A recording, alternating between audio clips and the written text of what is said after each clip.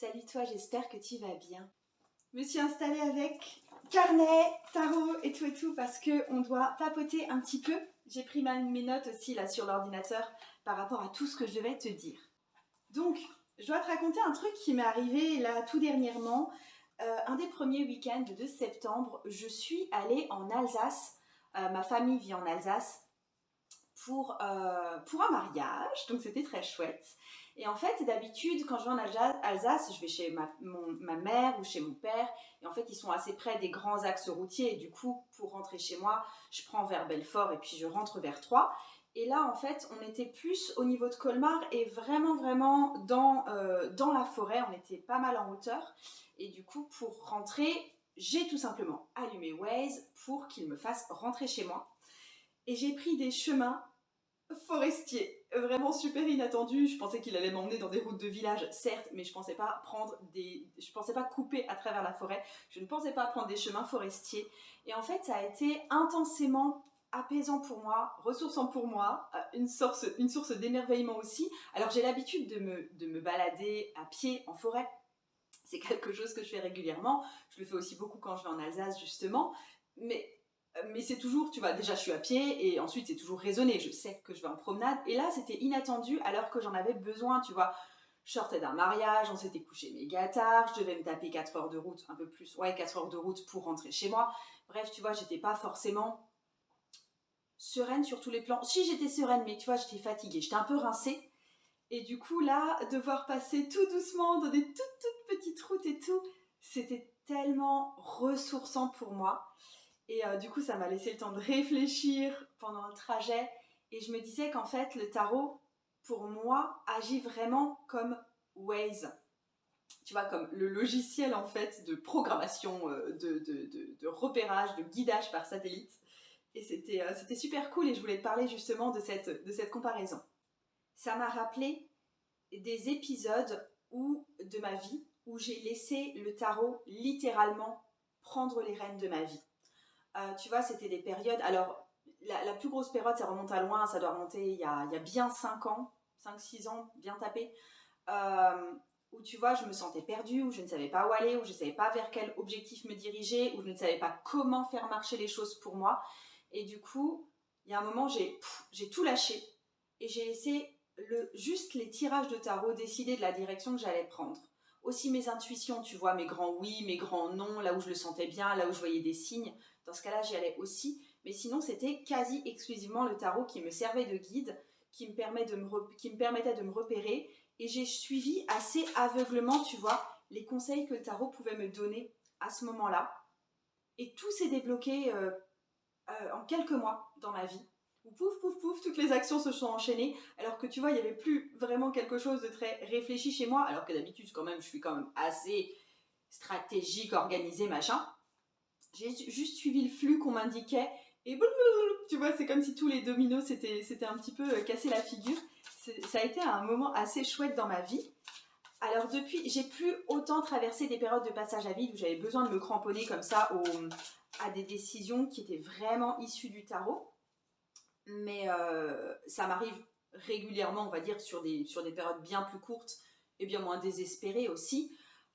Mais là, ça m'est arrivé il y a peu de temps et je suis encore un peu dedans d'ailleurs. J'ai traversé honnêtement un été qui était vraiment pas facile. Et là, les choses reprennent avec le mois de septembre, mais parce que à partir, je pense, plus de la moitié du mois d'août, j'ai commencé à faire ça. Allez, vas-y, maintenant, je fais des tirages de tarot et c'est toi qui décides. Et je décide plus rien. Je suis encore un peu dans cette perspective où j'ai besoin, tu vois, de laisser tomber mon esprit cartésien et décisionnel et laisser juste le cours de la vie et le cours de l'intuition reprendre le flux à ma place quelque part. Tu vois, j'avais vraiment du mal les derniers temps à saisir ma direction et le sens que pouvait prendre ma vie. Avec mon conjoint, on se pose la question rester en France ou partir à l'étranger. On se pose la question ouvrir une boutique en physique, ne rien faire dans ce sens-là. Je me posais aussi la question de comment je souffrais un peu d'une espèce de perte de sens au niveau de mon travail, de devoir trouver de nouveaux projets, de devoir retrouver une sorte de plaisir et pas seulement des actions que je faisais peut-être un peu en automatique. Et du coup, c'est là aussi que le tarot m'a aidé à reprendre le fil. Et là, je sens qu'au moins au niveau de mon entreprise, c'est reparti pour les rails. Au niveau des projets avec mon conjoint, on est en train de construire ça lentement tous les deux. Il y a un avion. Mais voilà, là aussi, c'est comme si je me reposais beaucoup sur le tarot. Tu vois, comme quand j'allume Waze, ça m'indique la route, ok. Et c'est la même chose, je prends le tarot, je fais mon tirage de tarot. Qu'est-ce que je dois faire? Sur quoi je dois me focaliser? Qu'est-ce qui est le plus important? Et je suis ce fil-là. Alors je me dis que toi, qui me regarde, peut-être que tu n'y crois pas vraiment, peut-être que tu vois pas trop comment vraiment te servir du tarot comme d'un guide, peut-être aussi que tu as un peu peur du tarot prédictif parce que tu dis mais en fait moi j'ai envie que ce soit moi qui décide un petit peu et je crois pas vraiment aux lectures d'avenir.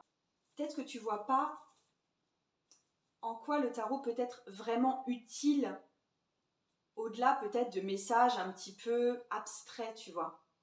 Alors première chose, tu sais que dans un jeu de tarot, il y a souvent des indications sur ton futur ou des indications sur la route à prendre ou des conseils d'action par exemple. Et le truc que je voulais te dire par rapport à justement le tarot, c'est comme Waze, c'était si toi, après avoir lu les indications du tarot, après avoir lu les conseils du tarot, tu montes pas dans ta voiture et tu fais pas la démarche, tu vois, tu ne prends pas l'action qui t'est conseillée, il se passe juste rien. Et dans ce cas-là, je suis bien d'accord, le tarot va pas te servir à grand chose, mis à part avoir été un divertissement pendant une demi-heure dans ta semaine.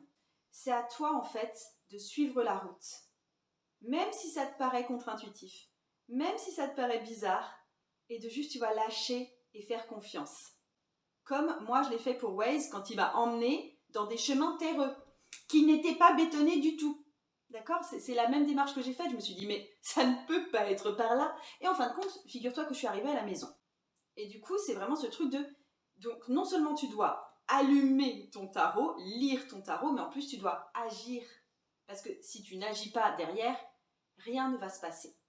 Et j'ai une autre perspective un peu aussi routière du tarot, surtout pour les lectures qui sont prédictives. Alors je parle pas franchement de lecture prédictive, mais en tout cas moi dans les tirages que je fais, c'est assez régulièrement qu'il y a une carte qui représente le futur proche, le futur plus lointain, ce qui va se passer si on fait comme ça, tu vois, il y a quand même une vision du futur qui est donnée. Et je lis vraiment comme une carte routière.